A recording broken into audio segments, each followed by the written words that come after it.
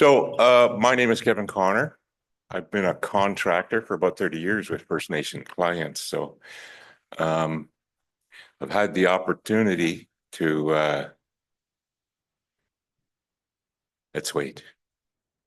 Okay. So I've had the opportunity over those 30 years to get involved in signing contracts, writing contracts, being involved in contracts. It's just something I took kind of an interest in. Like anything else, you kind of get interested in it. You dig a little deeper and a little deeper and a little deeper. Um, let's start though by, making sure you guys know that I am not a lawyer. Okay. This isn't legal advice. All right. You're always going to want to use your lawyer when you're working with contracts. Okay. Don't attempt to be your own lawyer, please. Just everybody's got a lawyer. Make sure that he has a look at that agreement that you're about to sign. Okay. And we are talking about housing contracts here, construction contracts. Okay. So just, you know what, I got to be able to see that too, because I haven't memorized this. So that first sentence really breaks it all down. A legally enforceable contract is deliberate, right? Set of promises between two or more competent parties, okay? Supported by mutual consideration to do some legal act voluntarily, okay? So you have to look at each one of those terms. And legal contracts are often like that, boy. Every word you might have to look at in some detail to help understand what the contract is trying to say.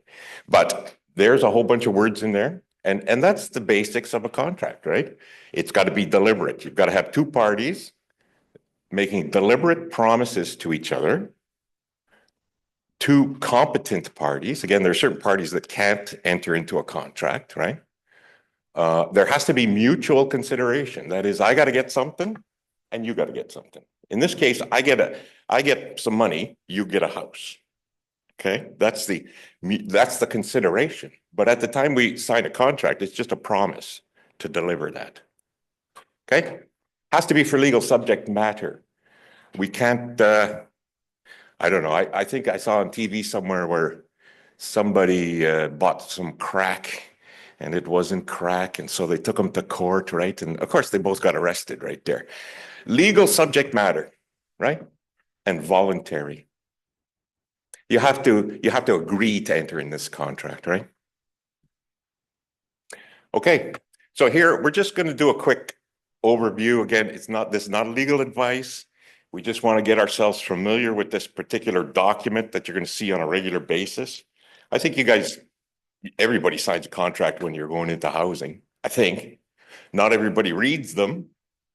That's something you want to make sure you do. Read through the whole thing. Make sure you understand what it is you're agreeing to. That's a fundamental concept. That's a first principle of contract, right? So that's all we're going to do. We just want to have a greater awareness of what these things say and what they mean. Okay? Seek professional legal advice, please, if you have a question or if you have an issue. Okay? Oops, going back. Oh, I'm going back. Sorry. There we go. There we go. 6 essential elements there, an offer and an acceptance. I have to say, I'm going to build you a house for $10 and you have to say, okay. All right. Consideration. Again, we both have to put something in here in order to make a contract. I'm putting in a house, you're going to put in some money.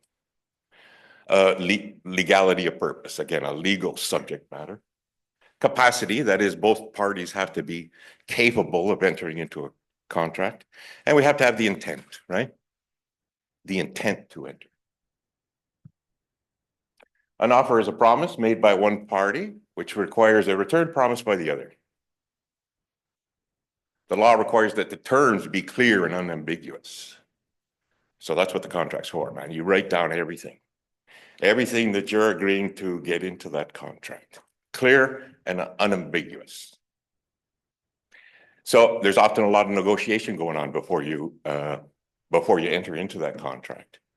So again, but when it comes time to sign, man, oh man, you better be clear. You know what I mean? Okay. There's a lot of negotiating going on. So I had dinner with the chief. Yeah. And he says, boy, it'd be nice to have granite countertops. And I say, yeah, sure would. Sure would be nice. And then we get on site and he says, where's my granite countertops? I said, what do you mean granite countertops? You know, we didn't agree to that, right? It was part of a negotiation. If it didn't end up in a contract, there's no granite countertops, okay? And we'll see that again in a minute here. Has to be accepted, has to be clear, unambiguous. Yes, I agree. And often you put your signature, then you sign, right? That's where you're agreeing. Put your signatures down. And it has to be for the whole contract or none of it, right? So when I present a contract to the band, it's the whole contract or none of it. There's no, you know, maybe granite countertops, okay? So if I go in with my contract to the band, I say, okay, here's the contract. I'm going to build for $10. You're going to get a house. I'm going to get $10. And then we start negotiating again. And then the band says to me, I'll give you $8 for that house, right? Now that's a counter offer now. Originally, I make the offer. I say, I'll build the house for $10. He comes back, he says, I'll give you $8 for that house. That's a counter offer, right? Now that's my turn to accept or reject that offer, right?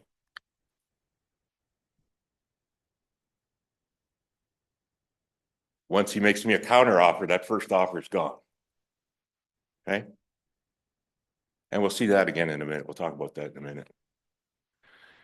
It has to be communicated. Yeah, you can't just say, oh yeah, okay. I never saw that contractor, but yeah, I accept that number. I accepted his number, but I never actually said to him, I accept that number. So you go to court and say, this is the number. And judge says, did you communicate that? Again, that's a part of, you know, mutuality. That's a part of agreement. That's a part of having a meeting of the minds when you're doing these contracts, right?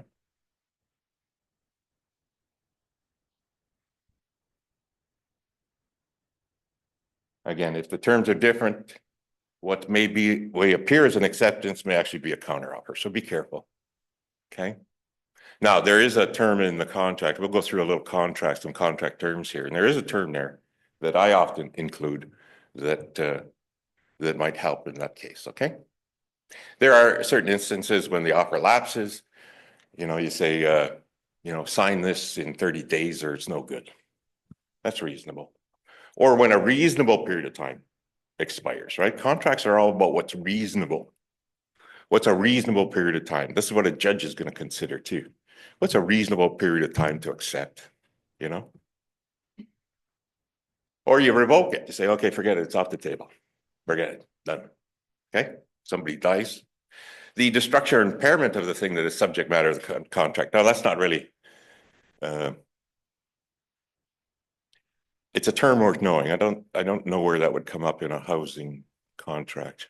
I can tell you it's happened to me. I agreed to buy a motorcycle off a guy. So we agreed, I'm going to give you some money. You're going to give me the motorcycle. So he decided to take it for one last ride. Yeah? And then he dropped it on the first corner he got to. And he brought it back and said, here's your motorcycle. I said, no, that's not my motorcycle, man. That's not the motorcycle we made an agreement on. So there is no agreement. That is void. My offer lapsed when you dropped that bike. Okay. Sometimes there's mistakes. Again, if there's a mistake, just start over. Start over. Don't bother trying to get into some legalese argument. Don't bother trying to call in a lawyer. Nobody wins except lawyers when you have to call a lawyer. Now, that doesn't mean that, again, you're always going to use your lawyer. There's great value in that. You don't want to act as your own lawyer, right? I think the first screen said, the lawyer who represents himself as a fool for a client. You know what I mean? You have to bring your lawyer, get your lawyer involved. Okay. A lot of this stuff we did 2 years ago. Was anybody here 2 years ago when we did this stuff? We did it on a webinar the other day. Anybody see that? Hey, one person, eh? Popular. This is a very popular, this is a very popular seminar. Consideration is a promise, right? I promise to build a house. You promise to pay me some money. Okay. The contract has to have consideration. We can't make a contract if you're getting something, but I'm not getting anything. Okay. So there are arguments around about these penalties. So BAN says, I'm going to penalize you $1,000 a day if you don't finish on time, right? So the question is, what's the consideration for the other guy? Anyway, that's just an interesting question. We're not going into that here. That's what your lawyer's going to tell you about, right? In a construction contract, right? I promise to build, you promise to pay. I'm a contractor. I've always been a contractor. I have worked with engineering firms and architecture firms. So I work both sides of the table. So I try not to be, too contractor centric in these discussions. Okay. And ultimately here, I'm here kind of trying to help you, assist you in understanding your side of the contract. Okay. And sometimes these contracts look very contractor centric, yeah? Very loaded towards the contractor, but fundamentally the contractor has a lot of work to do. The owner's got to cut a check once a month. Contractor's got a lot of work to do. So they can look contractor centric. So the court may or may not be interested in the sufficiency of the consideration. You make a bad deal, you made a bad deal, man. You might not be able to do anything about that in court. Right? The court just is looking for those first fundamental, those five first principles. You've got two competent parties, they agreed. Now, if you made a bad deal, you're probably going to be required to carry it out. Yes.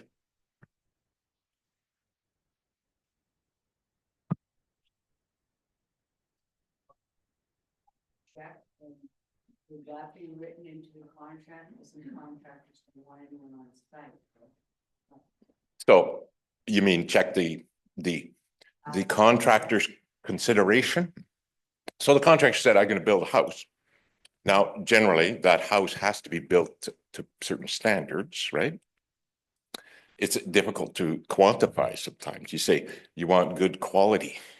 Quality. What does that mean, man? It's a tough one.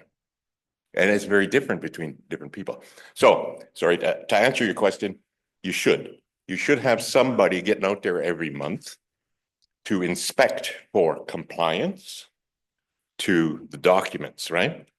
So you're going to inspect and make sure that he's building what's on that drawing. You're getting R24 insulation in them all. The drawing calls for R24, you better be getting R24, right? You want to make sure it complies. You're going to inspect for compliance with the Ontario Building Code, right? You're going to make sure it meets code, not the Ontario Building Code. I take that back. So probably the National Building Code, right? The only time that the code's in effect is when there's a bylaw says this code is in effect. Now, most bands don't have that, but by default, CMHC says you have to build to the National Building Code, right? So you're going to go out in the field every month. The guy's going to give you a bill. You're going to go there, make sure he's in compliance with the drawings, in compliance with the National Building Code, right? And that there's a particular level of quality that you're satisfied with. And again, the quality, the best you're going to do is a reasonable level of quality. You go to the courts, they're going to say, what's reasonable, right? Okay. And then what's the fourth thing you're going to look at? Progress. So the guy's going to give you a bill, says I'm 50% finished in the framing. Then you go out and you have a look at that. Is he 50%? Am I going to give him 50% of the money?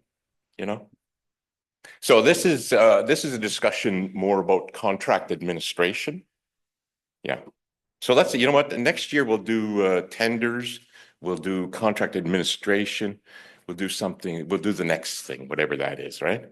I've done this one for 2 years, so we'll move on. So everybody here is due here next year, right? For tenders. Okay. Does that answer your question? Yeah. You got to have somebody go check, man. Don't rely on a contractor. Man, oh man, he's very Side. tough. That's professional, but I agree with you. No, the only thing the contractor can say, he could say, listen, this is a construction site. We have safety rules. And how many of your guys have safety rules that worked on your First Nation, right? So the only reason, and you know what, ultimately, that's your land, that's your building, that's your money. You go anytime you want. And if he says this is a construction site, fine, I'll go get my boots and my hat. And you tell me what you need in the way of construction safety so I can come on the site because I'm coming on the end of the month. Okay? So we were talking a little bit about the sufficiency of the contract. Again, you make a bad deal, tough luck. Don't make a bad deal. Consideration is the inducement, the thing that we're signing this. Otherwise, why would we sign a contract? Unless I'm getting something, you're getting something. Why are we signing a contract? Okay. A good contract, both parties benefit. So when you're negotiating these things, try to make sure that you're just understand that both parties should benefit from this contract, right? If you're trying to screw a guy, get one over on a guy or something like that, that's not a good contract. You're going to have trouble. Somebody's going to be reading that contract. Every time you come out in the field, the contractor pull out the contract, say, oh my God, there's a C-section, this and that and that. So again, a great contract, both parties benefit equally, right? That's what we're looking for. We're looking for great contracts. You got a great contract. You got a good contractor who knows what he's doing. You'll never see the contract again. That contract should go on to the shelf and never see it again. It's only when there's trouble that the contracts come out, right? So, but you got a good contractor who understands what he's supposed to be doing. You understand what you're doing. You're going to pay every month. He's going to bill every month. There's no need to see that contract again. Contracts are for when there's trouble. Competency, parties have to be competent. Two competent parties, particular people that can't enter into a contract. You have to have the capacity to enter it sometimes. So if I'm making an agreement with a First Nation, I want to know that whoever signing that contract has the capacity on behalf of the First Nation to sign that contract or enter into that agreement, right? I always put a little line underneath their signature line up, but I have the authority to bind the First Nation. Yeah. Sure.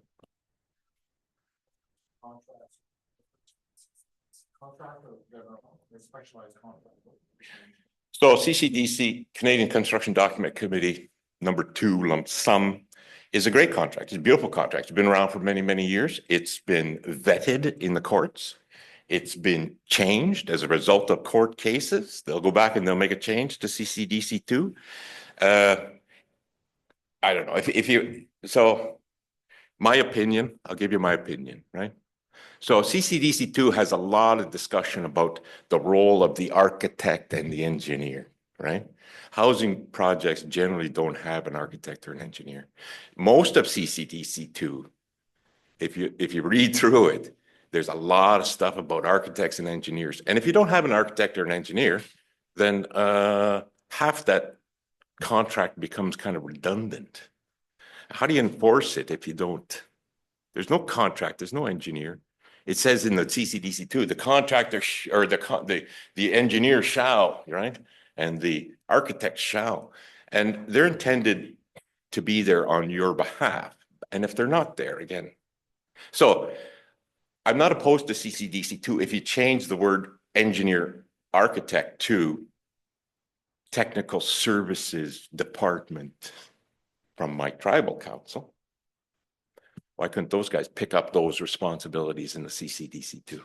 But again, then it's not a CCDC 2, right? Because that's a copyrighted document. You can't just make up your own CCDC 2. You know what I mean? So anyway, no, that's again, for a commercial project in the town of Thunder Bay, where there's an architect and an engineer representing the owner. That's a great contract. It's the only contract to use. Why would you use anything else? Make up your own. Here you got one that's already vetted by the courts. It's been through the courts. It's been changed based on the latest in construction law. But anyway, I don't use CCDC 2. And I've been asked to use CCDC2 in the past, but I won't use it. Certain persons are incapable of binding themselves to a contract, okay? Those people there. Kids, you can't make a contract with a kid. They don't have the capacity to understand what they're getting into. Certain people don't. Okay, mutuality. Again, we have to have a meeting of the minds. We're trying to make an agreement here. We both want to understand what it is that we're agreeing upon. And we want to very, very clearly kind of indicate to the other party that, yes, we agree. Okay.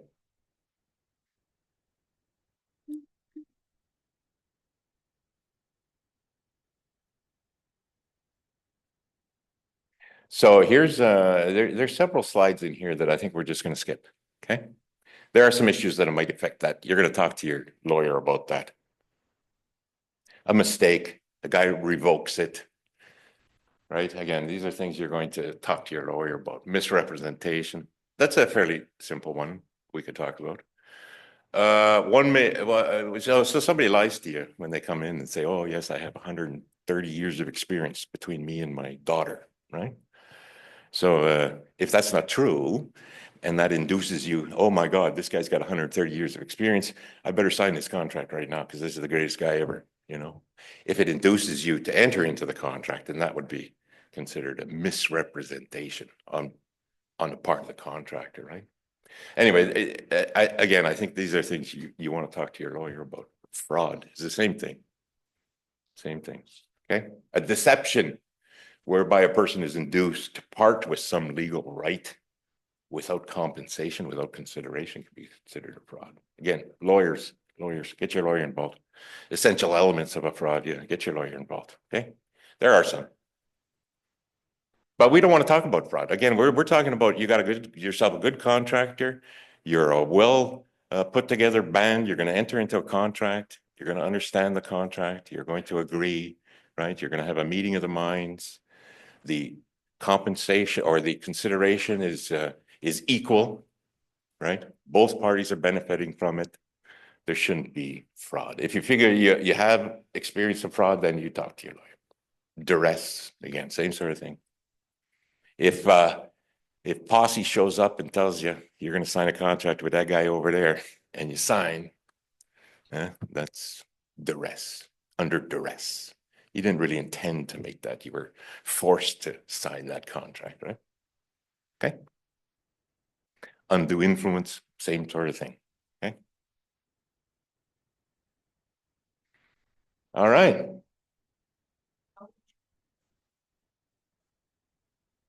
Governments for a nation, last minute dangling a carrot and says, take it or leave it. Because if you don't right now, then this money's gone. Yeah. We're providing this much money for these houses, and right now. Yeah, you know what? That's not something I could speak to. I don't know. I'm a contractor, right? I'm an engineering person, an architecture person, building science person. So I always say I'm a builder, right? You get lots of guys coming up north saying they're a contractor, but really what they are carpenters. Carpenters, great guys, love those guys. Like I love working with pros, but they are specialists in putting pieces of wood together, yeah? So they'll come up and say I'm a contractor, but I say I'm a contractor, and I base that on the fact that I'm part engineer, part architect, right? Part building scientist, part lawyer, part accountant, part estimator, part, you know what I mean? Part psychiatrist. So that's what I say. You should check that. You know, you need to have a good builder, man. I don't know how we're going to fix that, but we'll work on it. Okay. Okay, let's look at some elements. Here's a contract right here. It just some generally illustrates the elements. Again, I wouldn't take these particular sentences and start making a contract out of them. Really, every contract is unique, right? Every contract occurs in a unique place, at a unique time, under unique circumstances, and maybe between unique parties. You're not always signing the contract with the same builder all the time. So if you are, that's great. The first one worked out well, keep going, right? You got a good builder, keep going. Okay. So again, these particular terms, you're not going to necessarily just cut and paste them into your contracts. So here's a contract. So again, first principles, we have two parties. We're going to name who they are right here, right? We're going to date it too. Okay. One's the contractor, one's the owner. The owner and the contractor agree as follows. Here's where we say, here's where we agree. Here's what we're agreeing to. Here's what we're agreeing to. Shoot, I can't see that. Oh, a description of the work. Okay, so I'm the contractor. I'm going to build a house in your community. Okay. And I shall, the contractor shall perform, you know what? I'm sorry. Let me get my laptop up. Oh, I'm sorry about this. This is terribly unprofessional. Terribly unprofessional. I can't see that. Okay, so the second one is the contractor shall. The contractor shall build a house for you, right? And it says do and fulfill everything required by the agreement. And it says start the work on this date and finish the work on that date, right? That's it. That's what the contractor has to do. So agreements. So here we say this contract supersedes all prior negotiations, agreements, whatever. So here's where we say, listen, this is the contract. This is the agreement. This set of drawings that I presented to you today is what I'm building, right? And if the granite countertop isn't in it now, it's not in. This is it. Anything we discussed before, you know, over dinner, over whatever, it's gone. This is it. This is what we're agreeing to. All right. And then we list those contract documents. We say, okay, so here are the documents we just agreed to. One is the agreement, which is this 4 pages. And the other is the drawings, right? So when you're doing your contract, list every drawing. List every drawing. Say we're agreeing on drawing number A1 that's titled floor plan and it's dated February 4th, 2025. List every drawing. Very specific which drawings you're working on, because if there's a problem down the road, you're going to have to go back to those drawings, right? But the other thing that's happening here is now those drawings are part of the agreement. They're part of the contract, right? So it's not just these 4 pages now. The drawings are part of this contract as well. Okay. Oh, and there's the price. There's the price. We're going to do it for $1,000. I do that way too often. Build a house for $1,000. Yes. Contract, they build the house, they do what they say they're gonna do, but it's just not good enough. Yeah. Like, you know, they only put 3 nails in the trim, or they put 8, they only got one in 2 houses, and they didn't actually glue the floor down. Yeah. But you don't notice that for 2 years later, how do you protect yourself from? They say they did what they said they were gonna do. Yeah. But bad. So, How do you protect yourself from that?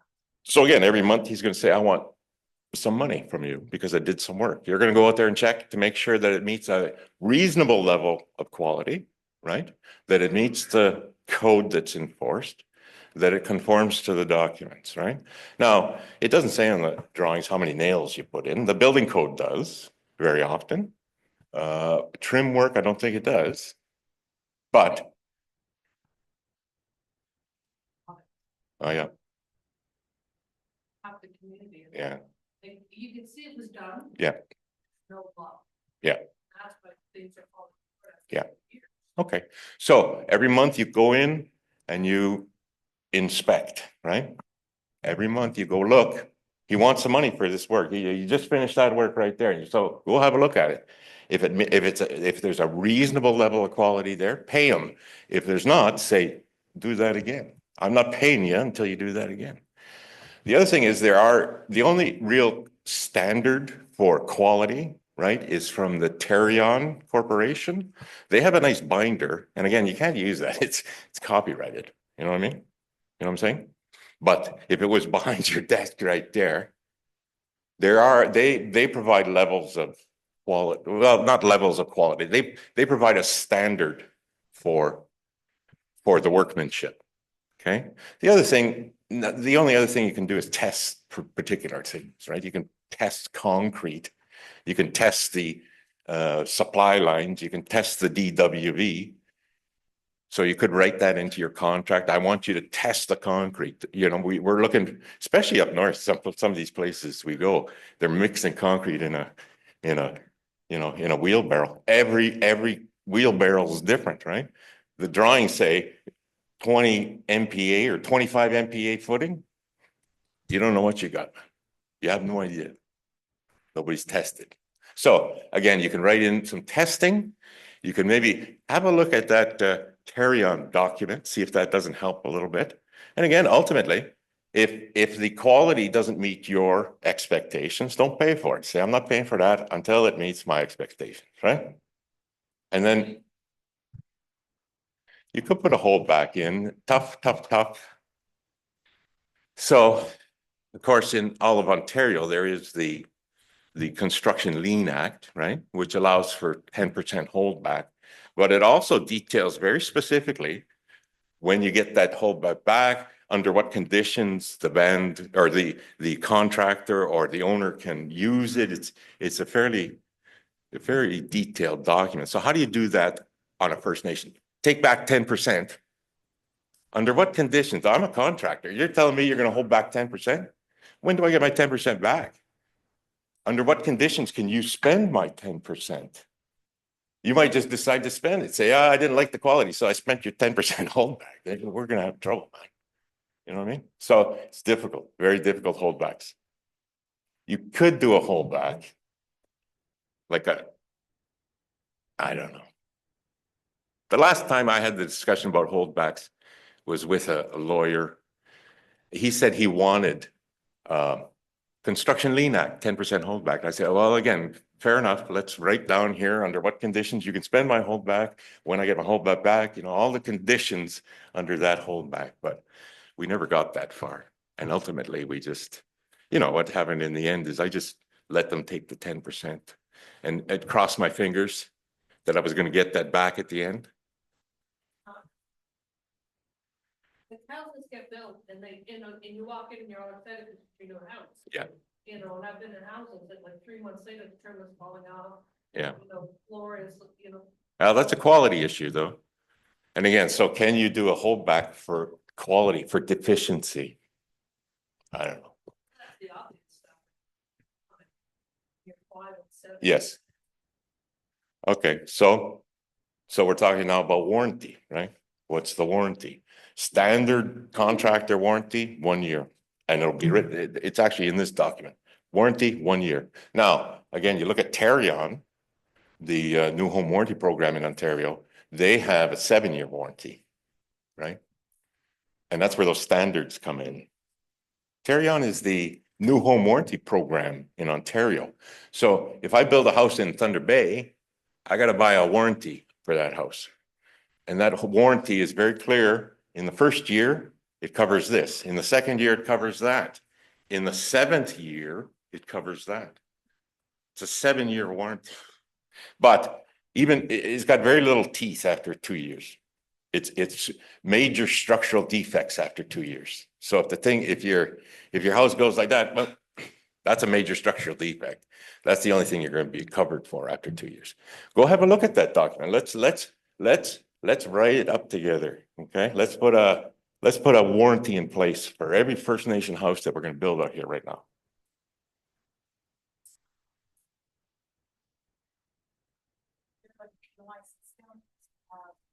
Well, there would be under certain conditions. Again, what's reasonable, right? So lots of guys, lots of owners will say, I'm gonna fine you $1,000 a day every day you're late. So that makes sense sometimes. If I was building this hotel and I said I'm going to be done February 1st, and what happens is that They book all those rooms, 300 rooms, 300 bucks a night, right? And I'm not done that day. They just lost that amount of money, right? So it'd be reasonable then for the hotel to go to the contractor and say, I lost this money. And that's what you owe me. And a court, I think, would support that. So, but if again, if you just said, I'm going to charge you $1,000 for every day you're late, court may or may not support that. The court will look at what your damages are. Again, in the case of the hotel, very clear. I lost 300 rooms at 300 bucks a night. Those are my damages. That's what I want. And court would probably support that. Reasonable, a reasonable, no, I don't know. Is it required?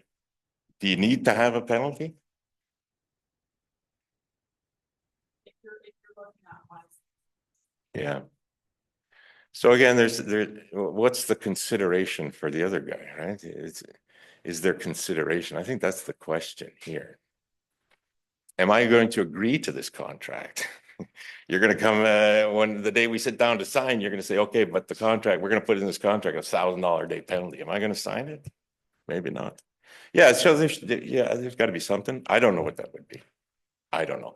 Now, on the other hand, again, does the band suffer damages if I don't finish on time, right?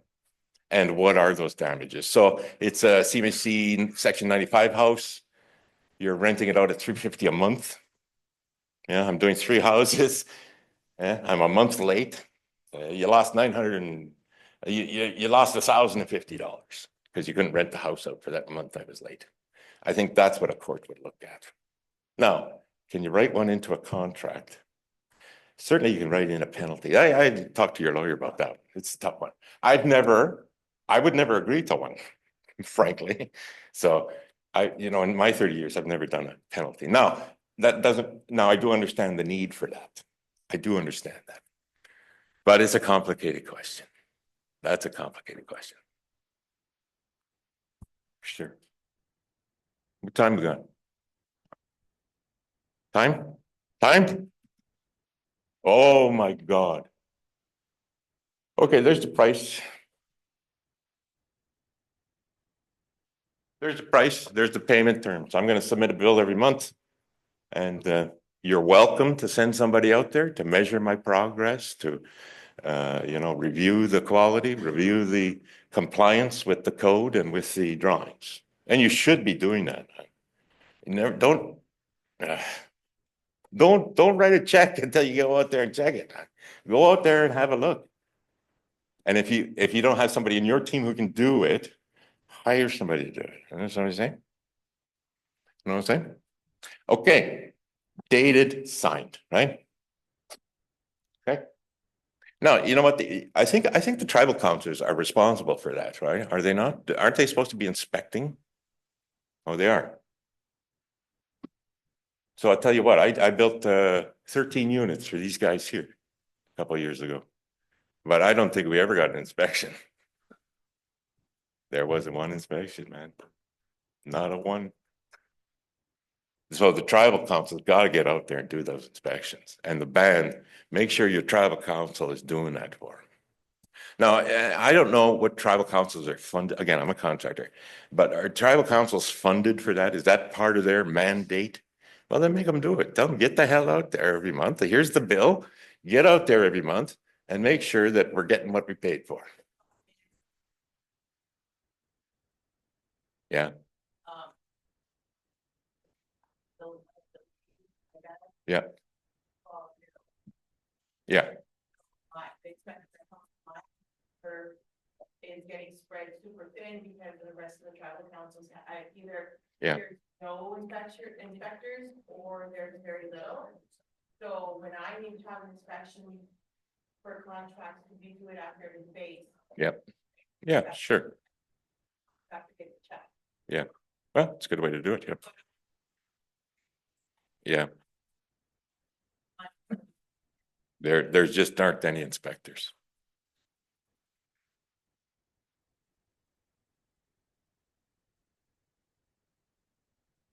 Yeah. Yeah, it's a difficult problem. Difficult problem, man. And you know what, up north, fly in. Yeah, again, you don't even see an inspector. It's too expensive. They can't go. They don't have the money. Okay, that's it, man. We got a contract. Those 5 pages, we have a contract. Or is it? Construction project fairly complicated, right? So again, you want to get a whole bunch of other stuff in there. So what we'll do is we'll do up another 6 pages. We'll call it general conditions, and we'll attach it to the contract, just as we did with the drawings, right? Okay. Yeah, what happens? This thing burns down halfway through. Yeah, we just signed those 5 pages. All it said was, I get the money, you get the house. We'll start here and we'll finish somewhere around here. And here's how much it's worth. Eh? That's it. What happens is this thing burns down halfway through. Who's insured it? Yeah. What if somebody wants to change the layout, which happens quite a bit? Owner will, this person that's their house. So while you're under construction, they wander in and say, oh, could you put that there? I need, So the contract should have some language in there that directs both the owner and the contractor in the event that somebody wants to make a change, right? There should be some language in there to direct the owner and the contractor in the event the thing burns down halfway through, okay? What if we find a bunch of stuff underneath this while we're excavating that we didn't expect? Unseen, unknown conditions, right? Is there a warranty? See, those first 5 pages didn't say nothing about warranty. Is there a warranty? And what is that warranty, right? Who supplies the equipment to the operators? So if I'm going up north, remote, I'm not taking my equipment with me. I'd have to take it in the winter and leave it there till the next winter. So I'm probably going to try and make a deal with the band to use theirs, right? It's a reasonable thing to ask. And we'll pay for that use. All right. Who's connecting this thing to the electrical grid? Is it part of the contract? Is it in the contract? Is it out of the contract?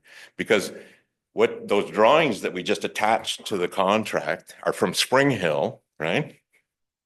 They don't say nothing about electrical connection to the grid.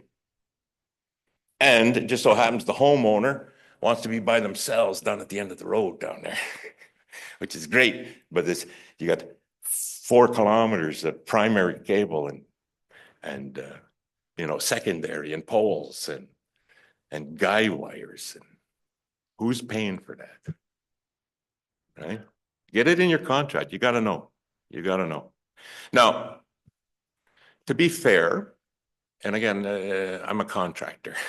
So to be fair to the contractor, we show up to build a house.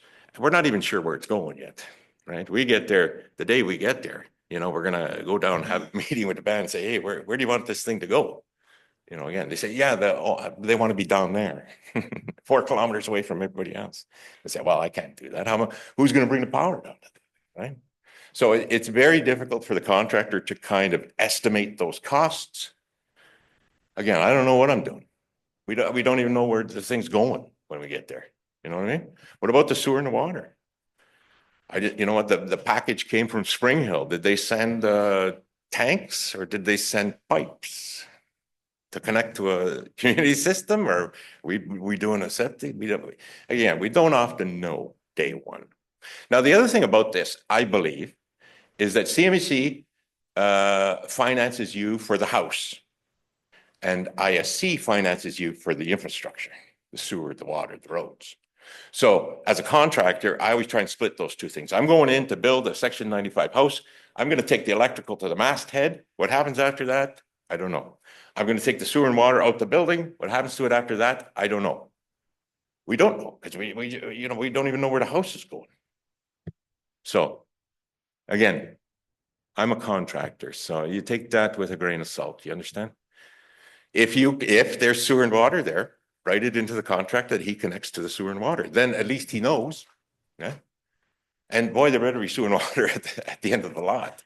If you're going to tell him you're in charge of sewer and water, and I'd be happy to do that. I always say that I'm happy. Listen, if sewer and water is within 80 feet of this building, I'll connect it, no problem. But if it's not, if I got to go across the road, I gotta go down the street.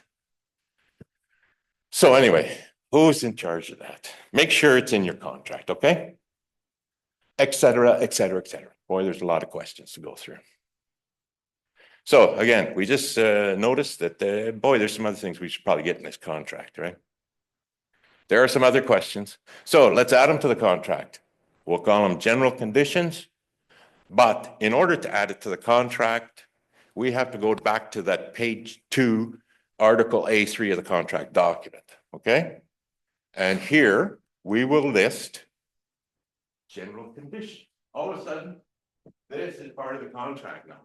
Those 6 pages labeled it's general conditions, page 1 through 6, dated February 4th, 2025, right?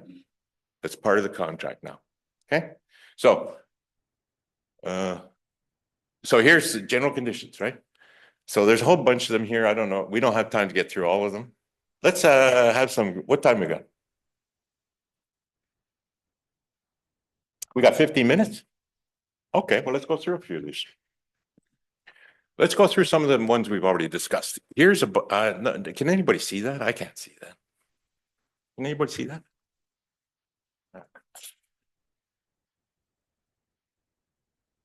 Okay, give me 1 minute here. We've only got 15. Give me 1 minute. I'm going to bring mine up here,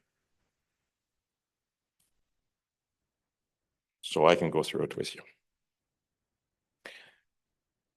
Okay. Sign a contract with the First Nations that has their own contracts, or do you only go in with your own? No, it doesn't matter to me. As long as we agreed on it, right? We can agree to anything that's legal and we're competent parties. We can agree to anything.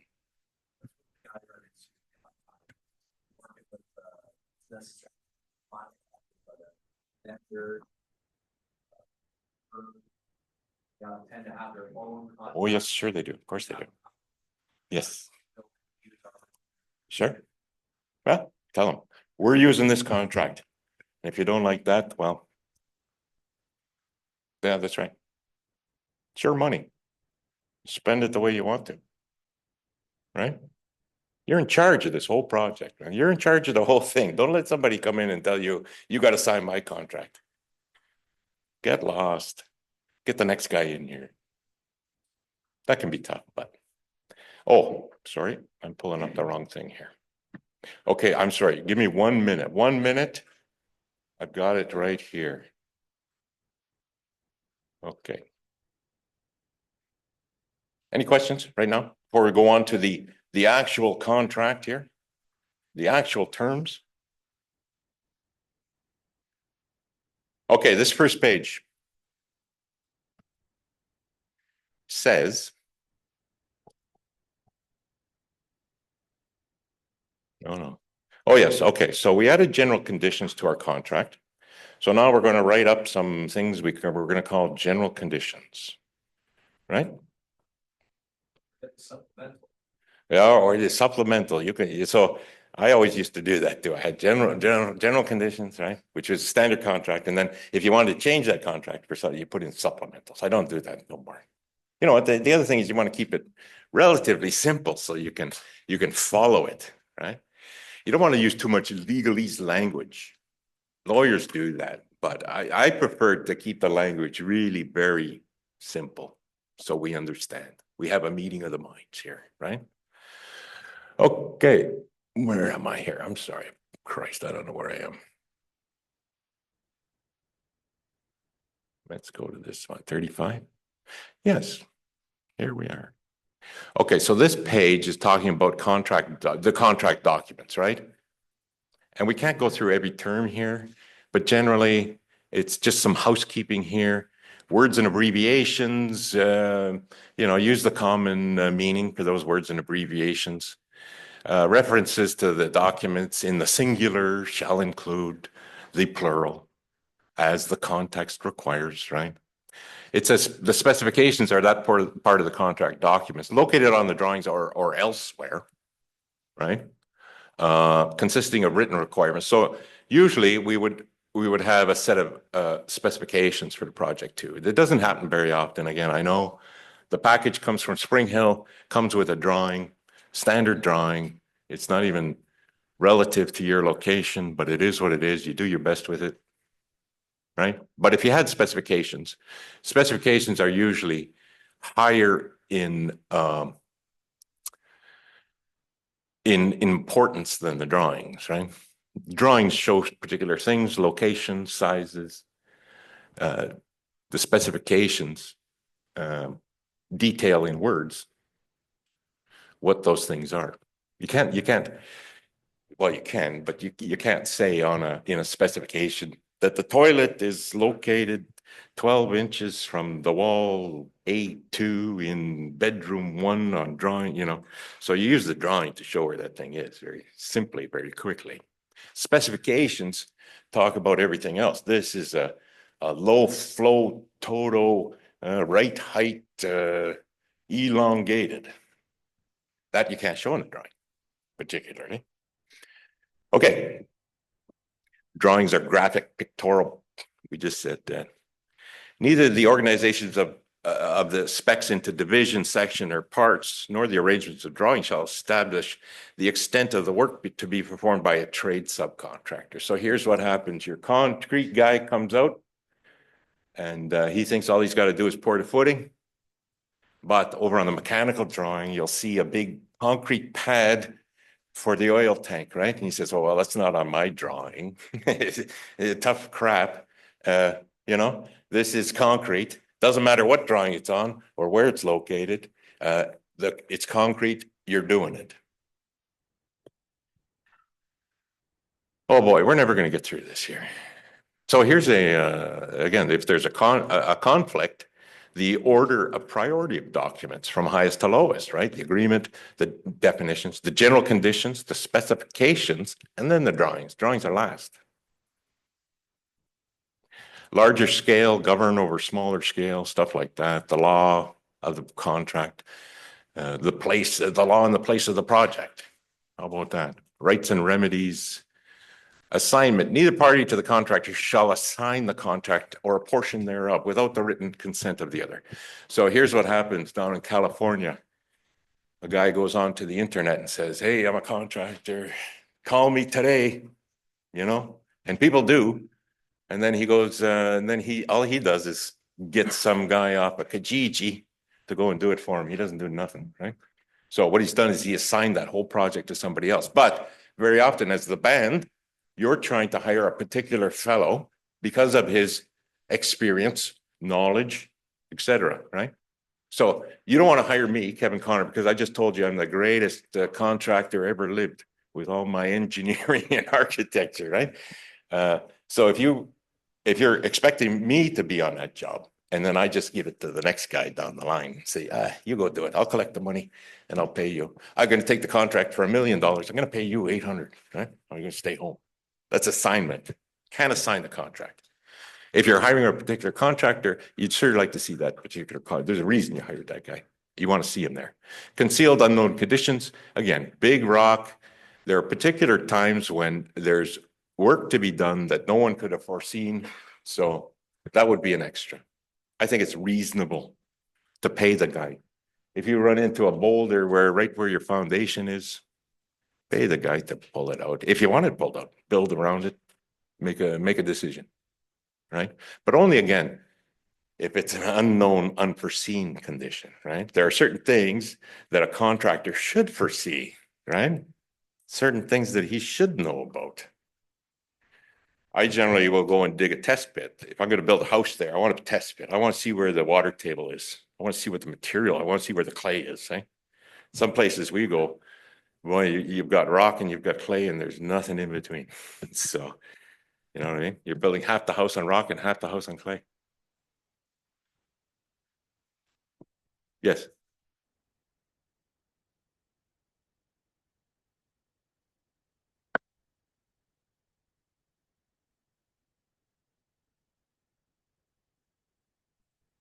Yeah.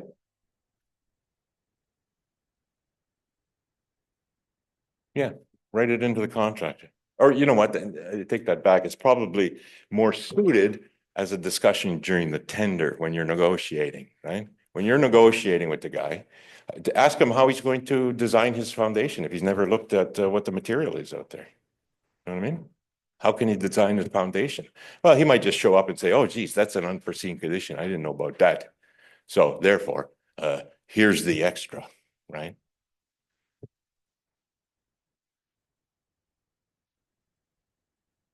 Sure, sure. Yeah. Yeah.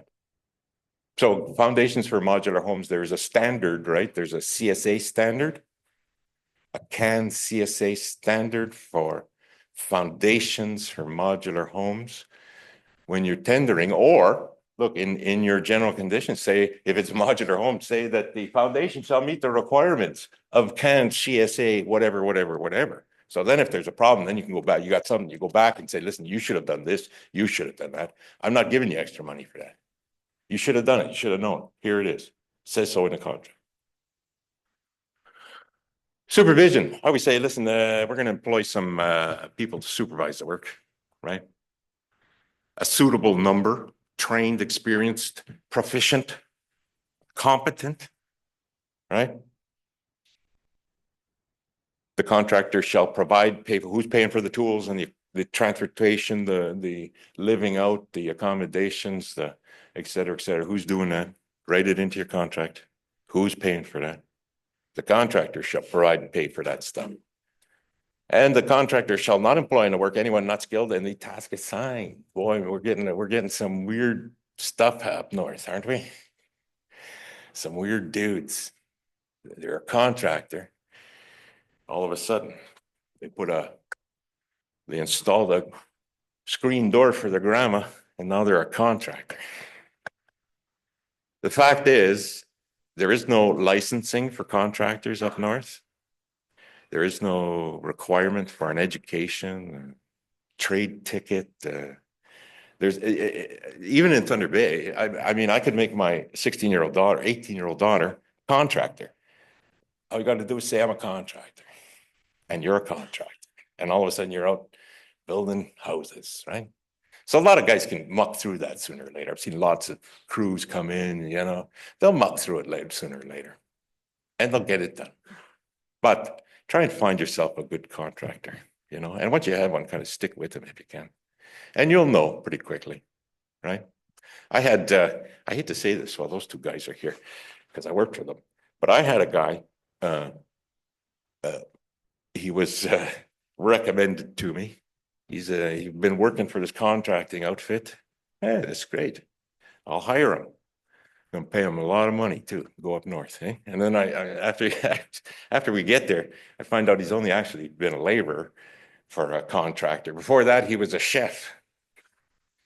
So I was paying him like he was some sort of high-end carpenter, builder guy. And I find out he was a chef, laborer.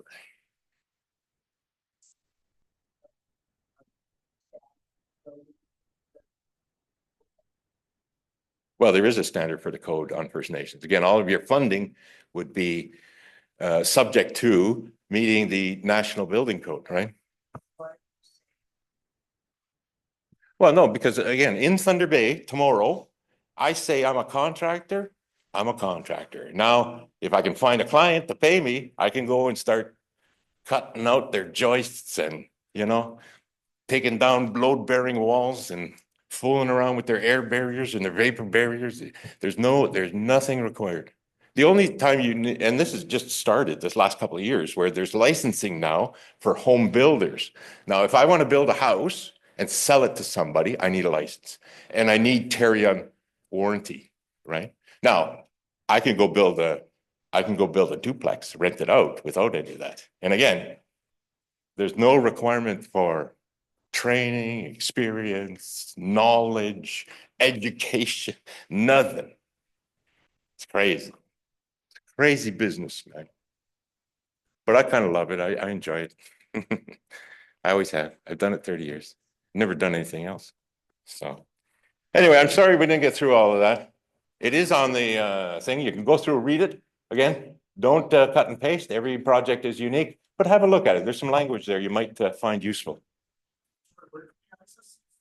Oh, no, sure. Is this on a website somewhere, this presentation? No, I didn't. But Okay, so yeah, so anybody who wants this can get a hold of one of the Bruno or Robert or any of those people, get a hold of them. I will get my email address to them. And then I can get you a copy of this. No, that's right. We didn't agree on that. So, yeah. We didn't agree on that. Okay, that's great. Thank you. Thank you.